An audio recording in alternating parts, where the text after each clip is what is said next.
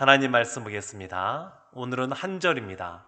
출애굽기 20장 3절 말씀입니다. 출애굽기 20장 3절 한 절 말씀입니다. 구약성경 112쪽에 있습니다. 한 절이니까 우리 함께 합독하도록 하겠습니다. 너는 나 외에는 다른 신들을 내게 두지 말라. 아멘. 우리 시간 함께 찬양하겠습니다. 교회여 일어나라. 우리 힘있게 찬양하겠습니다.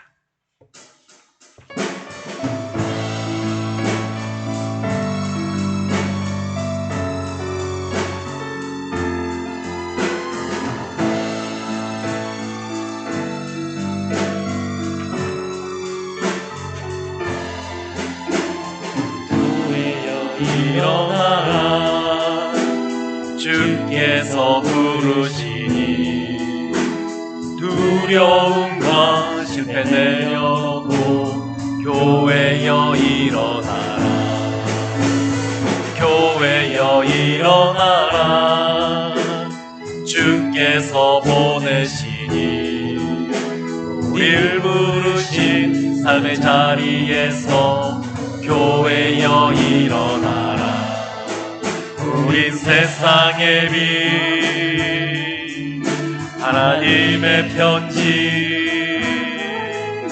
주의 교회를 통해 세상이 주를 보리라 일어나라 아버지 사랑으로 아버지 능력으로 서로 하나 되어 그 빛을 비추라 노래하라 아버지의 사랑을 아버지의 크심을 이 삶의 노래로 주님을 나타내라 일어나라 한 번 더 찬양했습니다. 교회여 일어나라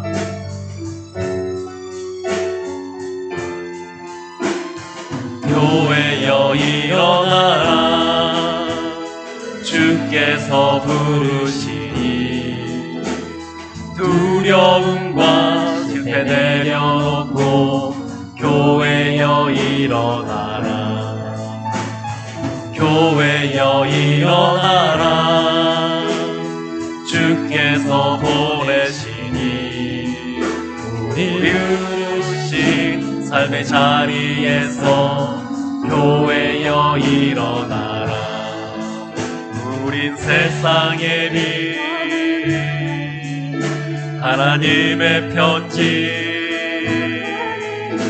주의 교회를 통해 세상이 주를 보리라 일어나라 아버지 사랑으로 아버지 능력으로 서로 하나 되어 그 빛을 비추라 노래하라 아버지의 사랑을 아버지의 크심을 이 삶의 노래로 주님을 나타내라 일어나라 일어나라 아버지 사랑으로 아버지의 능력으로 서로 하나 되어 그 빛을 비추라 노래하라 아버지의 사랑을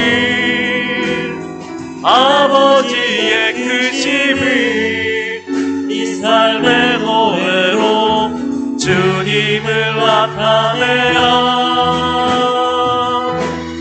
일어나라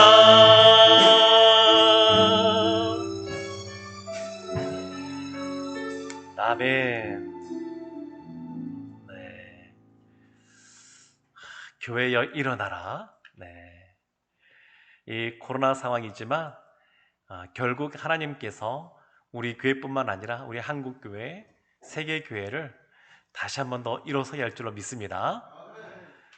참 하나님의 역사는 길게 보게 되면, 넓게 보게 되면 이런 어려움 속에서도 결국 우리를 더 본질을 추구하는 하나님이 원하시는 사람들로 만들어 가시고 또 그렇게 공동체를 세워오셨습니다. 2000년 교회 역사 속에서 참 어려운 문제들이 많이 있었지만 그럴 때마다 하나님께서 오히려 전화위복의 은혜를 주셔서 그런 어려움 속에 하나님 나라가 더욱더 확장되는, 하나님의 자녀들이 하나님이 원하시는 사람으로 변모되는 그런 은혜를 베풀어 주셨습니다. 참 우리가 신앙생활하면서 말씀, 이 기도하는 것도 굉장히 중요하고 또 우리의 기초 체력에 해당되는 것이 뭐냐면 이 말씀을 가까이 하는 겁니다. 그리고 이 말씀 가까이 할 때 통독, 쭉 이렇게 통독하는 것도 있고 그리고 이 말씀을 묵상하는 것도 있습니다. 묵상 큐티도 굉장히 우리에게 유익합니다. 요즘 우리가 묵상하고 있는 내용이 뭐냐면 마태복음 내용인데 예수님이 산에서 말씀하신 산상수훈입니다. 산상수훈. 근데 그 마태복음 5장 17절 말씀을 보게 되면 이런 말씀이 기록되어 있습니다. 내가 율법이나 선지자를 폐하러 온 줄로 생각하지 말라. 폐하러 온 것이 아니요 완전하게 하려 함이라. 예수님께서 내가 율법을 폐하러 온 것이 아니라 완전하게 하려 이 땅에 오셨다, 이렇게 말씀을 하셨습니다. 예수님이 이 땅에 태어났을 때에도 구약의 말씀이 성취되는 것으로서 오셨고, 그리고 예수님이 십자가를 지시는 것도 구약에 이미 선지자를 통하여 예언되었던 말씀들이 성취되는 것으로 임했습니다. 그러니까 예수님께서는 율법을 폐하신 것이 아닙니다. 율법을 완전하게 하려고 오신 것입니다. 그래서 우리가 이 율법에 대해서, 특별히 이 구약에서 가장 대표되는 율법이 뭐냐면 우리가 흔히 토라라 그러는데 모세 오경을 말하거든요. 창세기, 출애굽기, 레위기, 민수기, 신명기. 그런데 이 중에서도 가장 핵심적인 것이 뭐냐면 십계명입니다. 십계명. 세례 받을 때 십계명을 외워야 세례 문답을 할 수 있습니다. 그러니까 십계명이 그만큼 중요합니다. 근데 이 십계명과 관련하여서 출애굽기 6장 6절을 보면 누가 이 율법 십계명을 지켜야 되는지 이렇게 말하고 있습니다. 출애굽기 6장 6절에 그러므로 이스라엘 자손에게 말하기를 나는 여호와라. 내가 애굽 사람의 무거운 짐 밑에서 너희를 빼내며 그들의 노역에서 너희를 건지며 편팔과 여러 큰 심판들로서 너희를 속량하여. 이스라엘 자손에게 나는 여호와라 라고 하면서 너희를 속량하여, 이렇게 말씀합니다. 그러니까 이 율법은 누구에게 주어진 거냐면 하나님이 구원하여 속량하여 구원하여 인도해낸 이스라엘 민족에게 주어진 겁니다. 그러니까 우리가 율법 그러면 어떤 생각들이 있냐면 이 이신칭의를 강조한 이 사도 바울의 그런 말씀들 때문에 율법은 구원을 얻기 위한 조건으로서 이스라엘에게 주어진 것이다, 이런 생각을 할 수가 있는데 그것이 아니라 율법은 구원을 얻으려고 하는 사람들에게 주어진 것이 아니라 이미 속량된, 이미 애굽에서 종살이 하다가 하나님으로 말미암아 구원을 경험한 사람들, 하나님이 구원하여 인도함 받는 사람들, 그 사람들에게 주어진 것이 율법입니다. 그러니까 율법은 구원을 얻기 위하여 앞으로 구원 받을 사람들에게 주어진 말씀이 아니라 이미 하나님으로 말미암아 속량 받은 바 된, 구원의 인도함 받은 바 된 사람들에게 주어진 것입니다. 그래서 율법보다 선행되는 것, 그 앞에 있는 것이 뭐냐면 구원입니다. 구원. 신명기 5장 3절에 보게 되면 십계명이 시작될 때 이렇게 그 앞부분에 이렇게 나옵니다. 이 언약은 여호와께서 우리 조상들과 세우신 것이 아니요 오늘 여기 살아있는 우리 곧 우리와 세우신 것이라. 신명기 이 5장과 더불어서 출애굽기 20장에 이 십계명이 나옵니다.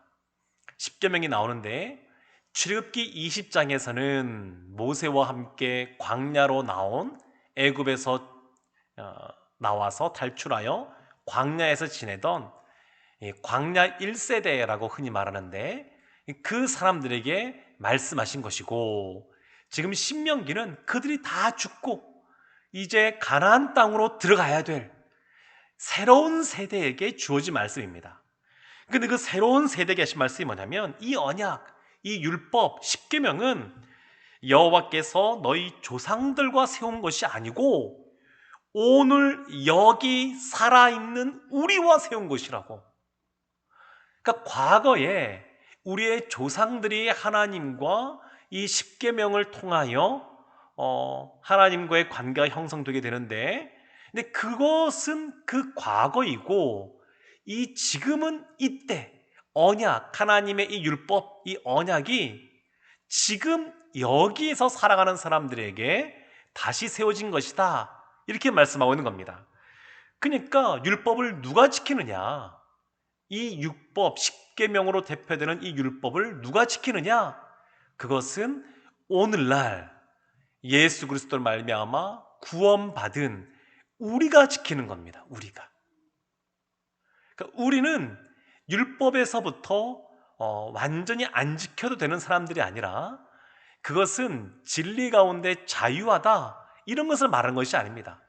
그것은 너무 벗어난 것이고 진리 가운데 우리가 자유함을 누리게 되는데 그 자유함 속에 하나님이 말씀하신 이 율법을 지키며 살아가는 겁니다. 이 자유, 그러면 누가 제일 자유로우시냐면 하나님이 제일 자유로우십니다. 누구보다 하나님이 가장 자유로우십니다. 그리고 그 안에서 우리도 진리 가운데 자유를 느끼는 거거든요. 근데 그 하나님께서 우리에게 구원받은 자들에게 이러한 율법을 지키라, 이렇게 말씀하시는 겁니다. 근데 십계명을 보게 되면 이건 참 특별한 겁니다. 하나님이 모세를 부르십니다. 모세를 부른 이후에 모세에게 2개의 돌판을 주시는데 하나님이 친히 손수 쓰신 겁니다.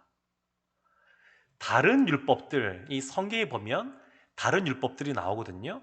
십계명뿐만 아니라 그 이어지는 출애굽기의 말씀, 또 레위기의 말씀, 이런 거 보게 되면 뭐 여러 가지 제사법이라든지 성결법이라든지 여러 가지 언약 법전이라고 하는 표현도 있는데 그렇게 여러 가지 나옵니다. 그런데 이런 것들은 하나님이 모세를 통하여 전달하신 것이고 십계명은 그렇지가 않습니다. 십계명은 하나님이 친히 돌판에 써서 기록하여 직접 주신 겁니다. 그러니까 그만큼 중요하다는 것을 알 수 있습니다. 성경 말씀이 다 하나님의 말씀이고 다 중요한 말씀이지만 이렇게 나온 부분이 없거든요. 하나님이 친히 기록하여 직접 이렇게 주신, 손수 써서 주신, 그만큼 이 십계명이 중요합니다. 십계명이 2개의 돌판에 쓰여졌는데 하나의 돌판에 1계명부터 5계명까지, 하나의 돌판에 6계명부터 10계명까지 어떻게 쓰여진지 잘 모르겠습니다만 아마 그렇게 쓰여지지는 않았을 것 같습니다. 왜냐하면 1계명부터 5계명까지가 굉장히 분량이 많고 6계명부터 10계명까지는 좀 짧거든요. 그리고 이 당시에 보게 되면 여러 가지 다른 나라들과 조약을 맺을 때 그 고고학적으로 발견된 그런 비석들이 있는데 그런 거 보면 보통 돌판의 앞면과 뒷면에 다 기록이 되어 있습니다. 그래서 아마도 추측컨대 2개의 돌판, 그러면 앞면과 뒷면에 1계명부터 10계명까지 다 기록이 된 2개의 돌판, 그래서 하나는 언약궤 안에 넣어두고 하나는 이스라엘에 갖고 있고 이런 식으로 쓰여진 것이 아닐까 짐작을 하는데 정확히 알 수는 없습니다. 근데 이러한 십계명은 우리가 1계명부터 4계명까지는 우리가 흔히 뭐라고 말하냐면 하나님과 우리의 관계를 말하고 5계명부터 10계명까지는 사람과 사람과의 관계를 규정하는 이런 윤리적인 내용들로 기록이 되어 있다. 흔히 우리가 이렇게 말을 합니다. 우리가 신앙생활하면서 하나님과 나의 관계가 중요하다. 이런 말을 많이 합니다. 네, 맞습니다. 그런데 불과 한 6, 70년 전만 하더라도 5, 60년 전만 하더라도 하나님과 나의 관계 이렇게 말하면 이제 그 당시 성도들에게는 굉장히 낯선 표현이었습니다. 이것이 굉장히 낯선 것이었습니다. 지금은 우리가 굉장히 익숙하게 사용하고 있습니다만 이게 수십 년 전만 하더라도 하나님과 우리의 관계라고 늘 말하지 하나님과 나의 관계라고 보통 표현 안 했습니다. 그러니까 하나님이 이 십계명을 주시는 것도 이스라엘 공동체에게 주시는 겁니다. 공동체에게.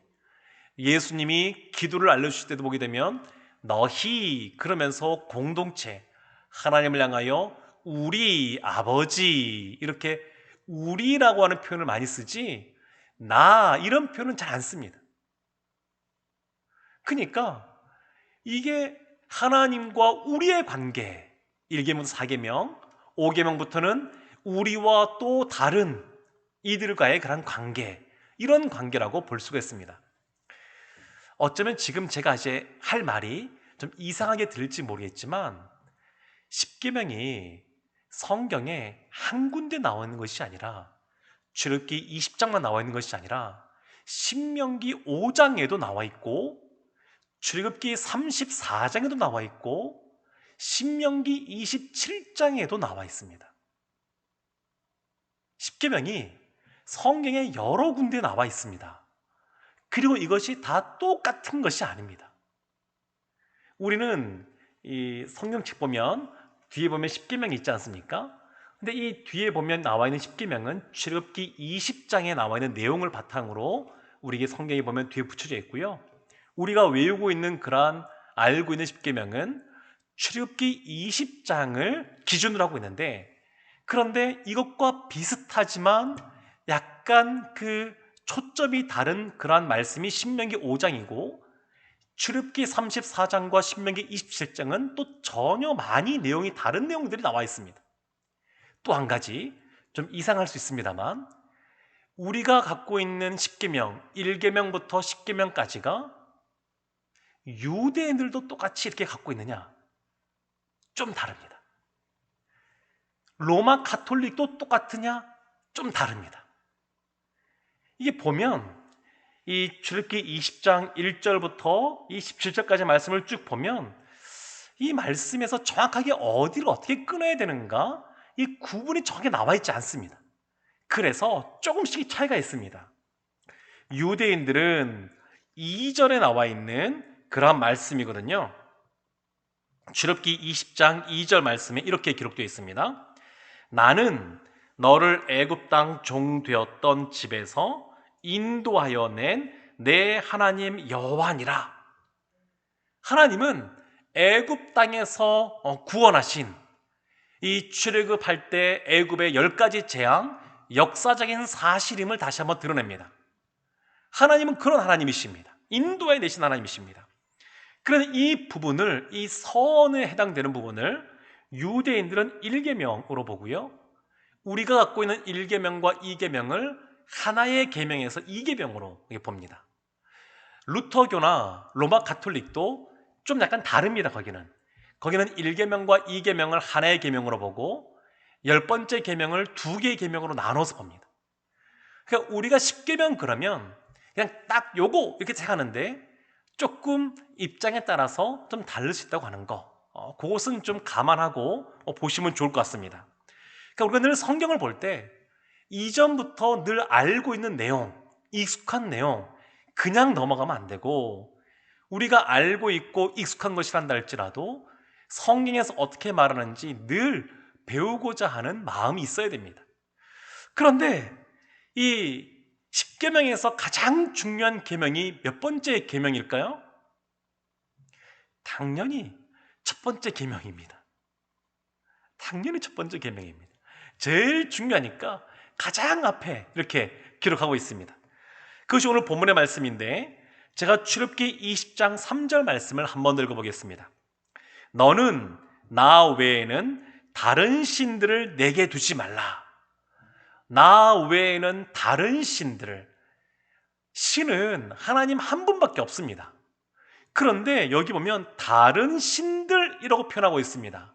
이것은 그만큼 이 땅을 살아가는 사람들에게 다른 유혹거리가 많다는 것을 알려주고 있습니다. 애굽에서 이스라엘은 이미 다른 신들을 섬기는 것을 보아왔습니다. 그리고 이제 가나안 땅을 들어가게 되면 그 주변에 있는 사람들이 다른 신들을 섬기는 것을 보게 될 것입니다. 하나님이 이 말씀을, 이것이 지키기 어려우니까 첫 번째로 명령하시는 건데, 다른 신들을 내게 두지 말라 이렇게 말씀하신 겁니다. 그렇지만 하나님이 우리에게 무리한 걸 요구하시는 건 아닙니다. 이 시내산 언약이라고, 이 출애굽기 20장에서 나오는 이 신명기의 십계명의 이 말씀, 그리고 뒤에 보면 언약 체결식이 나오는데, 그걸 보게 되면 흔히 뭐라고 말하냐면 결혼식과 같다 이렇게 말합니다. 하나님과 이스라엘이 언약을 맺는데 마치 신랑과 신부가 오늘날 손 붙잡고 식장에 들어가고, 그리고 거기에서 주례를 비롯한 여러 가지 우리 결혼 예식이 있지 않습니까? 마치 그와 같다 이렇게 애들 봅니다. 결혼을 했습니다. 신랑이 신부를 향하여 이렇게 말한 겁니다. 이제 결혼했으니까 나만 바라봐야 돼요. 결혼했으니까 이제는 다른 사람 보지 말고, 다른 남자 보지 말고, 이제는 나만 봐야 돼요. 이렇게 말할 수 있겠죠? 이상하지 않죠? 하나님이 이렇게 말씀하시는 겁니다. 너는 나 외에 다른 신들을 내게 두지 말라. 하나님과 이스라엘이 마치 결혼식 하듯이 이런 언약을 맺는 겁니다. 그리고 하나님 말씀하시는 겁니다. 이제 다른 데 눈 돌리지 마라. 다른 신들을 바라보지 마라. 나만 봐야 된다. 하나님이 무리한 걸 요구하신 건 아닙니다. 요구할 수 있는 것을 요구하신 겁니다. 그런데 이것이 실제 우리의 삶 속에서는 이것을 지키며 살기가 생각보다 쉽지가 않습니다.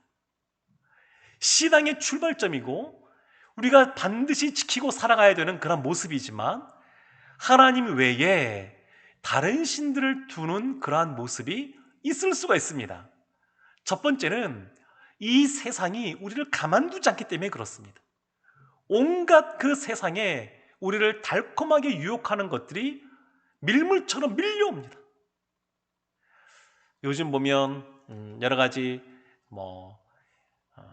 코로나 상황 속에 주식이라든지 가상화폐라든지 부동산이라든지 이런 것들 때문에 돈을 못 벌었다 그러면 주변 사람들도 아유 뭐 했어? 이런 말도 하고, 스스로도 속에서 열불이 치솟고 이런 분들이 많을지 모르겠습니다. 있을지 모르겠습니다. 세상에서는 그렇다 그럽니다. 가만두지 않습니다. 아무리 1년 동안 열심히 일해도 이렇게 그냥 올라가는 그런 것들 보면 일에 무엇 하나 이런 마음이 들 만큼 세상에서 우리를 가만두지 않습니다.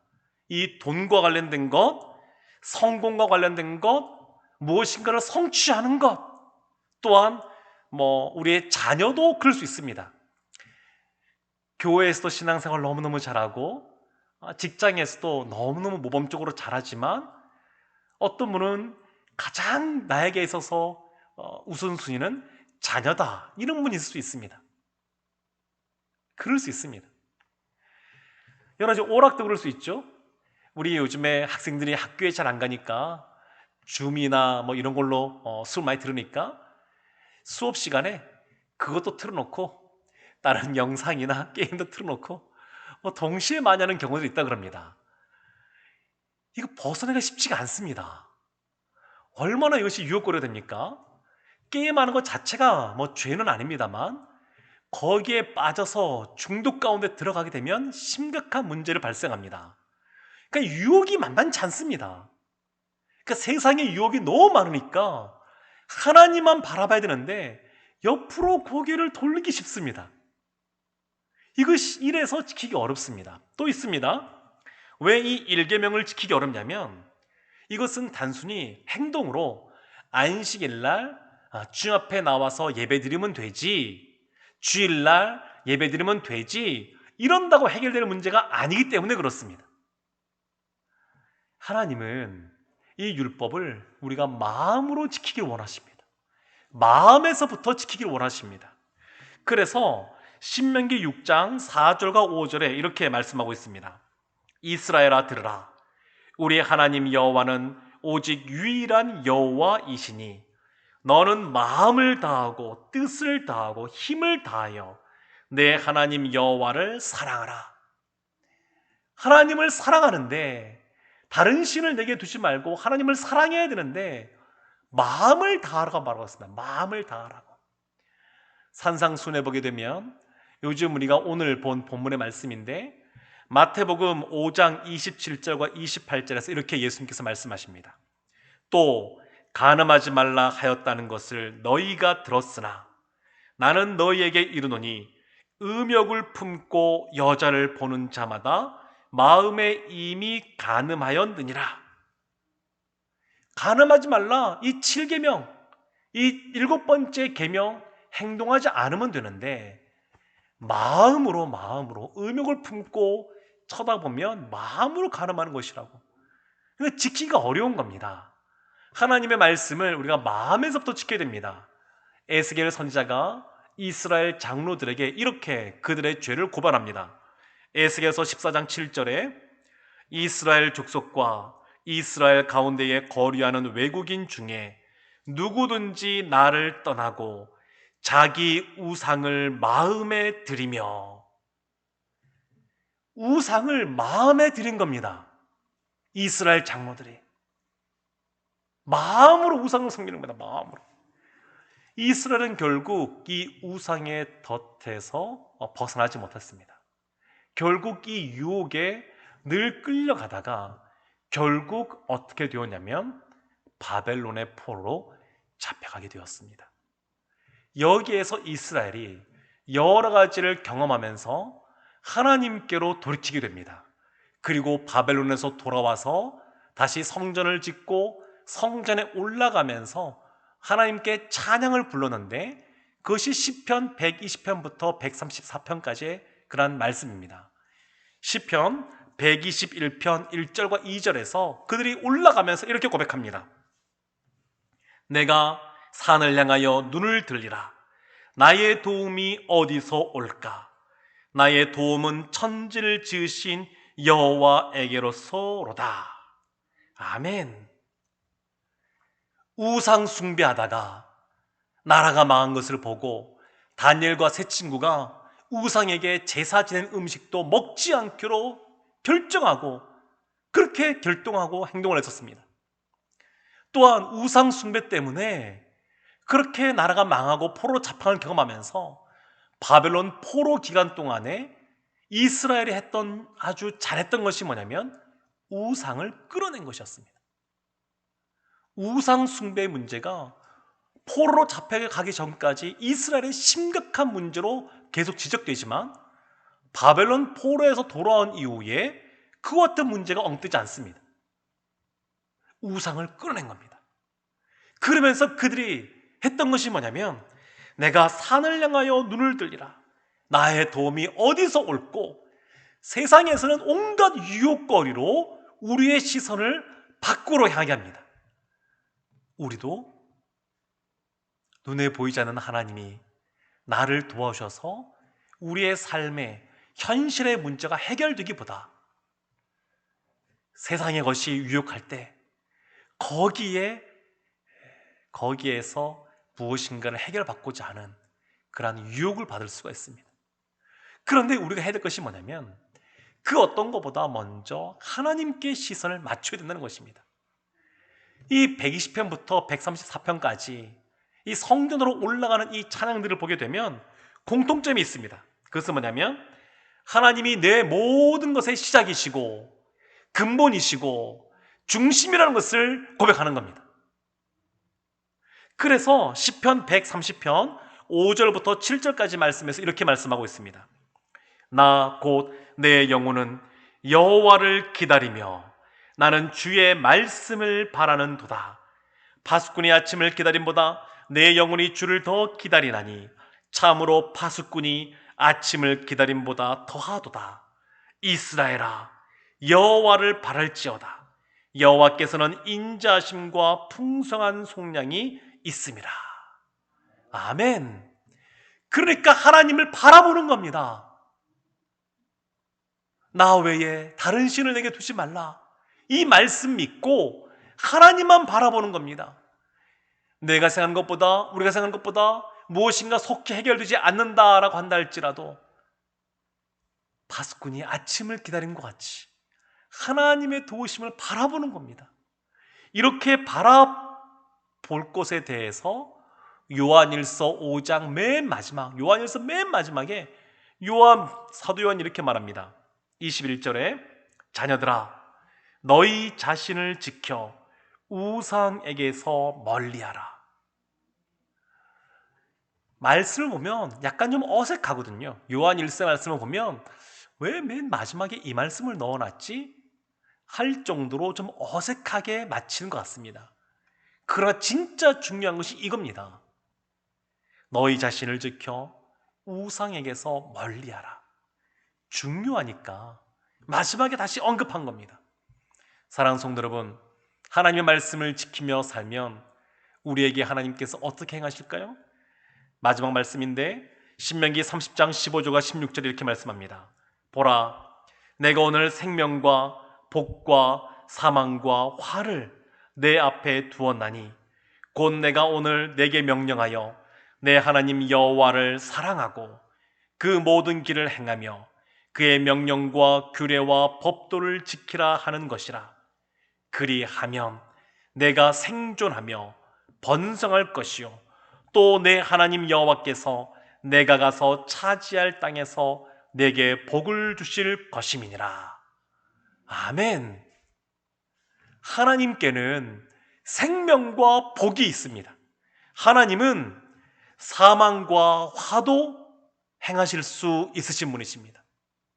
그런데 하나님 말씀을 지켜 행하면 하나님께서 우리에게 생명, 복, 이것을 주시겠다고 말씀하고 있는 겁니다. 사랑하는 성도 여러분, 우리의 현실의 삶이 또한 우리의 마음이 하나님 앞에만 머물러 있기에는 여러 가지 어렵고 마음이 흔들릴 수가 있습니다. 그러나 그때에 우리의 눈을 들어서 산을 바라보아야 됩니다. 하나님이 계신 그 성산을 바라보아야 됩니다. 저는 우리 교회 또 우리 사택에 살면서 좋은 것은 뭐냐면 오가면서 남산 타워가 종종 보인다는 겁니다. 그 산이 보이고 남산 타워가 보이면 드는 생각이 뭐냐면 나의 도움이 어디서 올꼬. 산을 볼 때마다 그런 생각을 하는 것이 너무 감사하고 기쁨입니다. 사랑하는 성도 여러분, 어렵고 힘들 때마다 우리의 시선을 하나님께 맞춰야 됩니다. 내 마음을 나도 어떻게 할 수 없을 때 어떻게 해야 되냐면 하나님을 바라봐야 됩니다. 그리고 하나님은 하나님을 바라보는 자에게 하나님은 찾아오셔서 은혜의 빛, 평강의 빛을 비춰주실 줄로 믿습니다. 이런 은혜가 우리 모든 성도들 가운데 흘러넘치기를 주님의 이름으로 축원합니다. 아멘. 우리 시간 함께 찬양하고 기도하겠습니다. 이 시간 찬양할 때 두 손 들고 찬양합니다. 우리 이 시간 함께 찬양하겠습니다.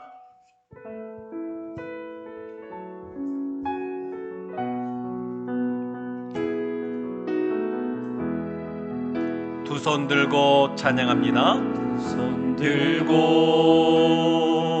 찬양합니다. 다시 오실 왕 여호와께 오직 주만이